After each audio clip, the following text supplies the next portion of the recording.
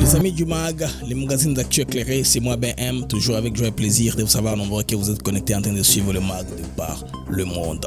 Les États-Unis coupent les finances des groupes armés et des trafiquants des minerais en RDC au Congo. Ça, c'est l'administration Trump appelle les débats houleux qui il y a au niveau, n'est-ce pas, du Congrès, aux allures d'une bataille idéologique, une polémique, les amis, vous savez, sur la politique étrangère du président américain. Alors, il y a un recadrage rapide de la GOP, c'est-à-dire que la majorité des républicains, surtout la commission des affaires étrangères qui est censée parler de l'affaire. Aussi, parallèlement, il y a, comme vous voyez dans les sauts là derrière, ça c'est le département d'État américain qui vient de donner toutes les précisions, les clartés. On va décortiquer avec vous cette dépêche dans ce mag rapide du matin. Alors, le mag d'actu éclairé, c'est maintenant.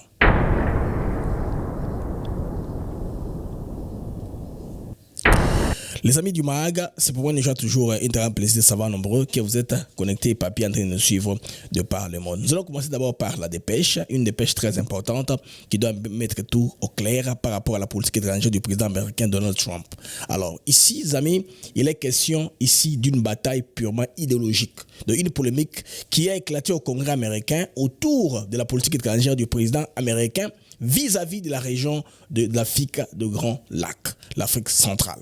Donc, dans un message relayé par les partisans républicains, plusieurs élus démocrates menés par la représentante Linda Sanchez, dont on a parlé hier, Madame Linda Sanchez est là, alors je la mets quand on est en train de parler d'elle, n'est-ce pas, qui est démocrate, donc elle n'est même pas membre de la commission des affaires étrangères présidée par Brian Mast. Brian Mast, il est républicain. Ce n'est pas elle, n'est-ce pas, qui est supposée mener à cette initiative-là. Alors, ces membres-là sont accusés de s'opposer par principe à toute initiative présidentielle, y compris celle présentée comme favorable à la paix ou à la prospérité. Vous comprenez? Parce que c'est la fin ultime ou la fin, n'est-ce pas, des programmes de Trump.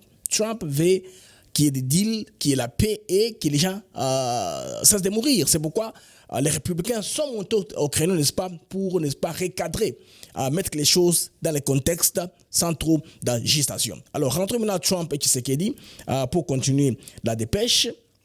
L'ombre de Paul Kagame, les éléments de langage de Kagame se sont retrouvés dans l'intégration des démocrates. Vous comprenez que des fois, l'état profond est difficile à maîtriser, à contrôler, parce qu'il y a beaucoup de personnes qui ont, n'est-ce pas, des intérêts directs dans ces pillages-là, dans ces circuits-là, dans cette chaîne d'approvisionnement mafieuse et illégale. Les amis, l'ombre de Paul Kagame est des tensions diplomatiques. Donc, les textes accusent les élus, n'est-ce pas, de reprendre sans vérification les arguments du président rwandais Paul Kagame sur les fonds de débat très tendus au Congrès concernant la guerre en RDC. L'appui américain à la médiation Rwanda-RDC est le rôle du Rwanda dans la région de Grand Lac. Donc, les républicains appellent Linda Sanchez à échanger directement avec les membres de la majorité républicaine de la Commission des affaires étrangères afin de confronter les faits avant de les diffuser, ce qu'ils considèrent comme de la désinformation. L'ami, désinformation. C'est que les gens qui ont signé un document sans pour autant les vérifier. Donc, la méthode Katumbi, la méthode Kagame a franchi les frontières. Ils sont allés de l'autre côté de l'Atlantique. C'est qu'on a fait un document comme ça pour embrouiller les cartes parce que les choses sont en train d'être étendues. Très bientôt, ils ont appris que l'agenda, tu sais qu'il était sur le point de se rendre avec Kagame à la Maison Blanche pour signer. Mais là, il faut tout faire. Il faut ressusciter les diables. Il faut remuer sur les terres pour arrêter ça. Je me rappelle une fois, l'ambassadeur, l'ex-ambassadeur du Rwanda en France, Jean-Marie, disait que Kagame peut tout faire pour stopper ça, y compris tuer Trump. Il peut faire ça. Parce que dans son imaginaire personnel, c'est un homme qui est comme ça. Donc tout ce qui est contre lui, il s'attaque. C'est comme ça qu'il fait toujours. Mais cette fois-ci, il s'en prend indirectement à Trump à travers les démocrates. Aussitôt, c'est sorti, aussitôt recadré. Donc, le monde n'est plus dupe. On ne va pas seulement laisser Kagame comme ça voler et commencer à nous compliquer la vie. Donc, c'est une bataille d'influence au Congrès. Donc, ce type de confrontation illustre une réalité, laquelle, les amis, la politique étrangère américaine est aussi un terrain de lutte partisane. Ça, c'est vrai, aussi interne. Ici, les républicains affirment vouloir travailler avec leurs amis démocrates pour corriger les erreurs factuelles présentes dans une lettre signée par ses élus, tout en défendant la ligne diplomatique de Trump. Donc, notamment sur l'Afrique centrale. Alors, en toile de fond, les amis, c'est aussi la légitimité du récit rwandais sur la guerre de l'Est du Congo qui est contestée. Vous voyez ça? Ça, c'est un gain pour la RDC. Le récit rwandais est contesté. Donc, c'est un sujet sensible dans les cercles diplomatiques de Washington, toujours. Parce que là, l'homme remue ciel et terre pour compliquer les bidons. Les amis, aussitôt, les déclarations de cette lettre-là, le département d'État américain du Trésor vient de publier ça sur son site depuis hier. Les amis, il y a des compagnies qui ont été ciblées. Beaucoup de gens ne comprennent pas encore. Ils disent que c'est très complexe. Comment est-ce que tu mets Kagame là-bas? C'est complexe tout ça à comprendre. Non, les amis, j'ai décortiqué ça lentement. Je vais aller avec vous dans les faits, l'un après l'autre. Qui sanctionne les États-Unis? Vous voyez sur le site là. Et les logos, c'est le logo, n'est-ce pas, de ce qu'on appelle le département d'État à un bureau qu'on appelle OFAC. OFAC, c'est Office of Foreign Asset Control. C'est le bureau chargé de geler les biens. Les biens qui ont été placés, n'est-ce pas, frauduleusement en Amérique, ou les comptes en banque, les maisons, tout ça, confisquer les biens, les gels des biens, c'est leur spécialité. Alors, Washington, par le biais de l'OFAC, vient de sanctionner une série d'acteurs jugés centraux dans l'alimentation financière des violences à l'est de la RDC. Le problème des Américains, c'est quoi? Cette violence-là qui est à l'est, qui l'alimente? Qui est derrière? Les Américains ont un principe. Pour mieux punir quelqu'un, frappez-les par la poche. C'est pas la poche qu'on frappe quelqu'un. Vous voyez même déjà, il y a des nouveaux documentaires qui sortent sur l'enrichissement de Kagame, de Kabila, je veux le dire. On dit que on a plébiscité à tort Aliko Dangote, alors que c'est Kabila qui est l'homme le plus riche d'Afrique. En tout cas, les documentaires commencent à sortir aujourd'hui pour les ralentir parce qu'il a l'ambition de rentrer pour embrouiller les cartes. Les Américains veulent la paix. Ils activent tous les leviers à leur disposition pour arriver à cette fin-là. Donc, l'objectif est clair. Tarir les revenus des groupes armés, couper les ressources de financement qui exploitent, taxes et écoulent des minerais stratégiques issus des zones en conflit, en particulier dans le site de Rubaya. Rubaya, je vous ai parlé hier de Rubaya, de cet homme ici, si vous vous rappelez très bien, un ami de Trump qui avait envisagé prendre la mine de Rubaya, un Texan, ou encore la photo, je vais la prendre rapidement, un habitant du Texas qui est ami au président américain Donald Trump, qui avait envie, n'est-ce pas, de contrôler la mine de Rubaya pour commencer ainsi à exploiter les coltons. Donc lui, il avait déjà parlé, n'est-ce pas, à la partie avec Trump dans les négociations qui ont fuité et les autres n'ont pas voulu que ça s'aille comme ça. Ils ont été impatients, alors ils ont sauté à la lettre là pour condamner. Puis je ne retrouve plus la photo. De toute façon, on va continuer comme ça. Les amis, vous comprenez que la mine de Rubaya ici, en tout cas, est aussi sujet des conflits. C'est sur là que les rapports américains, donc on parle du coltan, hein, n'est-ce pas? C'est un message indirect à Kigali. C'est pourquoi j'ai mis là-bas la photo de Kagame et la photo, n'est-ce pas, du département des trésors américains. Un message direct à Kigali et à ses réseaux. Bien que le communiqué rappelle la responsabilité du M23, déjà sanctionné par les États-Unis d'Amérique et l'ONU, et son lien avec le Rwanda, les sanctions visent cette fois Parekof. Parekof, c'est quoi? C'est la coalition des patriotes résistants congolais, force de frappe. Un groupe armé congolais apparu en 2022 et actif à Rubaya. C'est Rubaya toujours. Vous vous rappelez, lors du procès Mwanga Chuchu, on nous avait révélé une liste des gens qu'on avait consultés dans l'armée, qu'on avait intégré l'armée et la police sans un processus normal. Ils sont entrés traverser du Rwanda, ils sont en RDC directement, on les a fait entrer dans la police comme ça. Et Kinshasa ne connaissait pas. Ça, tout ça, c'était Mwanga Chuchu. Et plus tard, ces gens s'érigent en une milice. Et la milice se disait une milice anti-M23. C'est très compliqué, les amis. Il y a à boire, à manger. Ils étaient là pour alimenter les violences pour que les minerais continuent à couler. C'est pourquoi Kagame est impliqué dans ceci.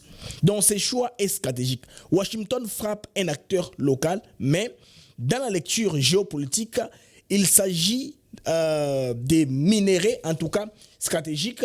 Il s'agit aussi de perturber les flux économiques qui passent souvent par le Rwanda avant d'atteindre le marché international, notamment la Chine. Vous comprenez comme ça les États-Unis sont en train d'évoluer. Donc c'est un processus qui va de soi. Alors, Parekov s'est dit c'est battre contre le M23. Bon, alors, on va découvrir pourquoi est-ce que le État a ouvert les yeux particulièrement sur ces 10 groupes. À l'origine, présenté comme une milice anti-M23, Parekov a rapidement basculé dans une logique d'exploitation illégale.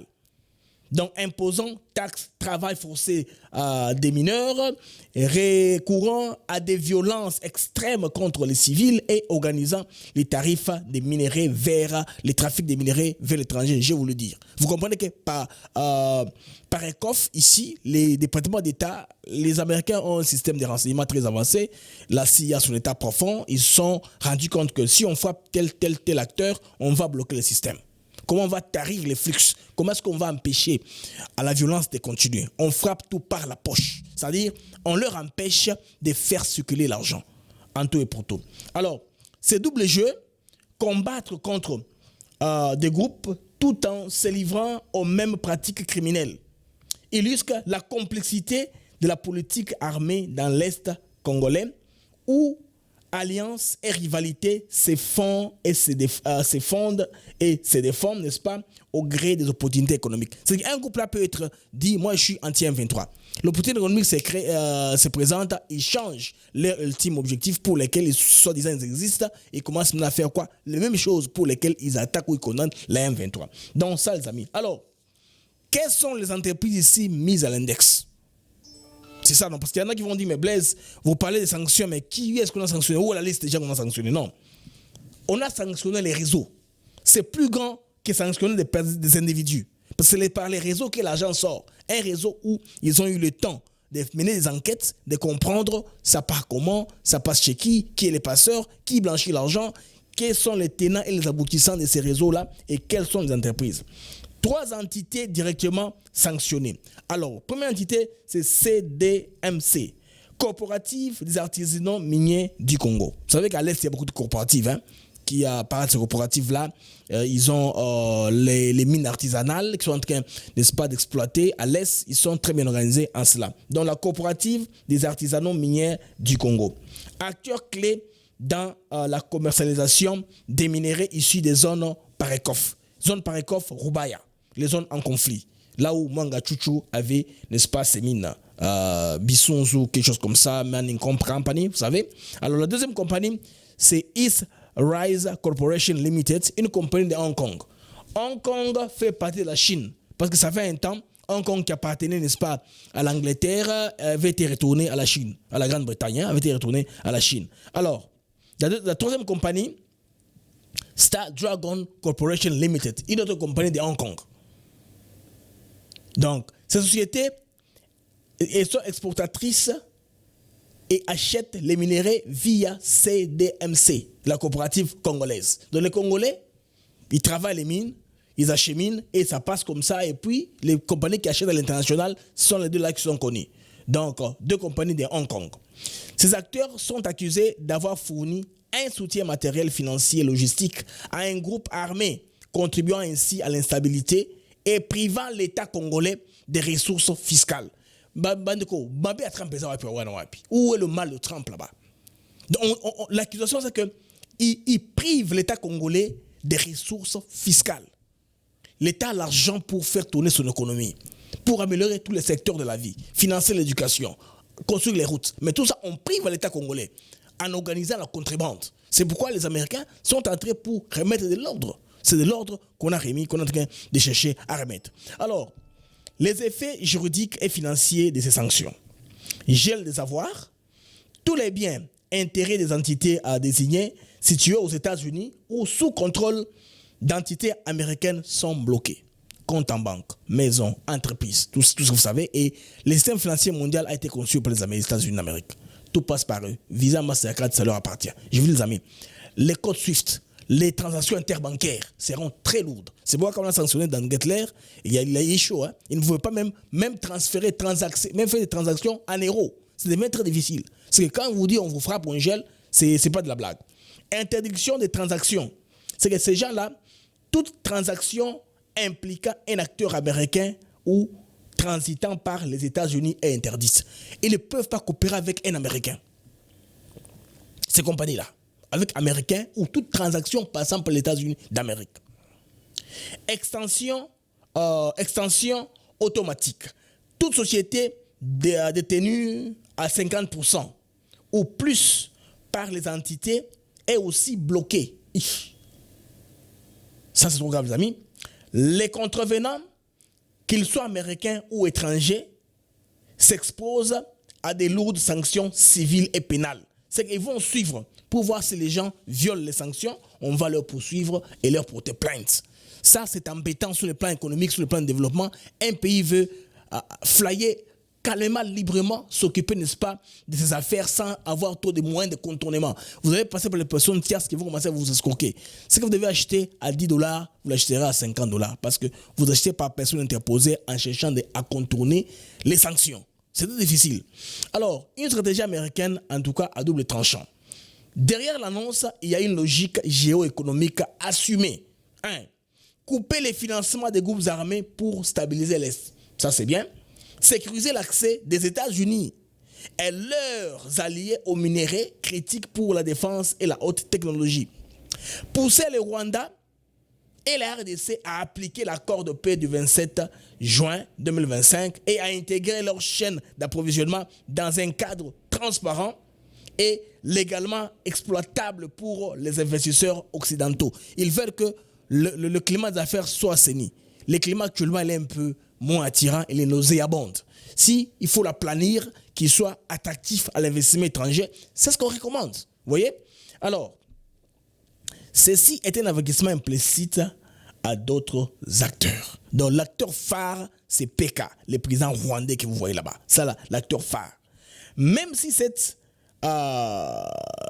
sanction vise Parekov et ses partenaires commerciaux, les communiqués soulignent que tous les acteurs, locaux ou étrangers, impliqués dans le commerce des minéraux, des conflits pourraient être visés à l'avenir, y compris via les transactions indirectes.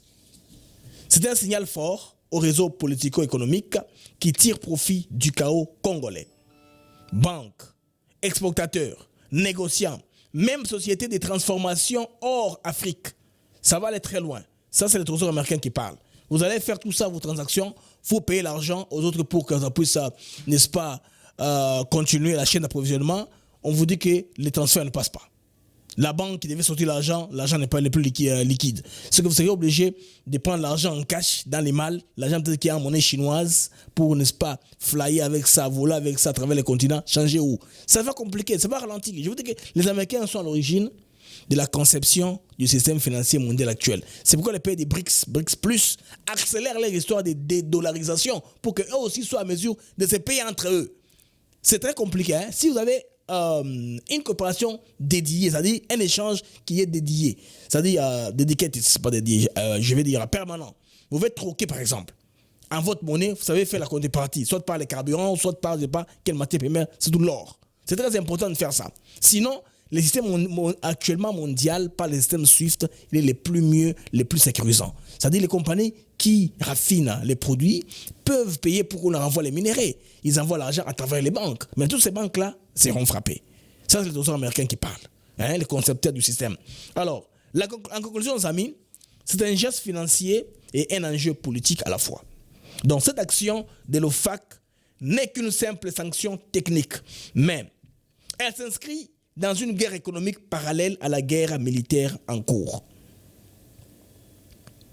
Elle sert autant à affaiblir les flux financiers des groupes armés qu'à préparer le terrain à une configuration économique régionale sous influence américaine dans laquelle les Rwandais et la RDC devraient coopérer, mais sous stricte surveillance internationale de Washington. Les amis, je voulais partager avec vous cette dépêche rapidement dans ce mag, c'est le mag des actus éclairés. Alors, c'est pour moi, BM, une joie et un très grand plaisir de savoir très nombreux que vous étiez connectés en train de suivre le MAG de par le monde. Je voudrais que vous puissiez retenir Bokanga Makamboyo, MAG Nabiso Oyo et Zamoku. C'est vraiment, c'est une vingtaine de minutes seulement qu'on a partagé le MAG. Alors, les amis, au revoir et à plus tard.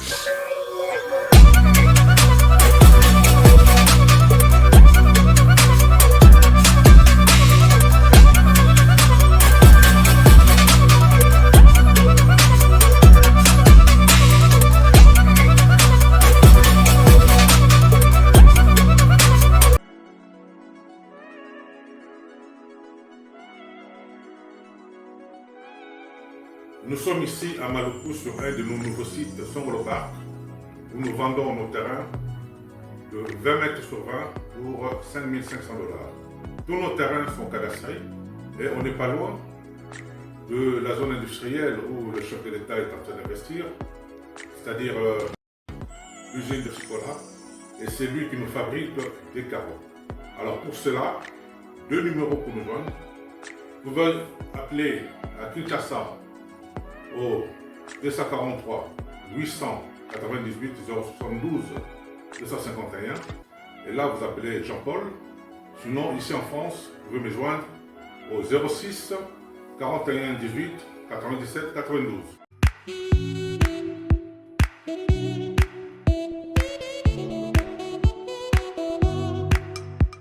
Docteur, Papa Tito souffre de l'hypertension artérielle, le diabète de type 2 et la prostate. D'après nos recherches, le complément alimentaire BioHerbs Cacao est la solution pour Papa Tito. BioHerbs Cacao est un cacao en poudre de première qualité, possédant des propriétés aphrodisiaques, naturelles et puissantes. Elle ne comprend d'aucun colorant ou arôme artificiel. Profitez avec le meilleur cacao, savourez avec de l'eau, chaud ou avec du lait. Retrouvez dans ce cacao vos performances physiques. Soignez la prostate sans médicaments ni opération. Je vous recommande ce complément alimentaire BioHerbs Cacao. Dégustez le meilleur goût du cacao avec BioHerbs Cacao. C'est vraiment très bien. Parce que nous passons la bonne attention, nous avons comme barrière, nous avons le sucre, donc tout ça, nous avons vraiment très bien. Maman, là on va passer à la question. Côté Ouana, est-ce que c'est les divacres? Mon gars, veillez dans vous. Nous sommes aux USA, en Europe, en France, au Canada et en RDC. Joindre via ces numéros.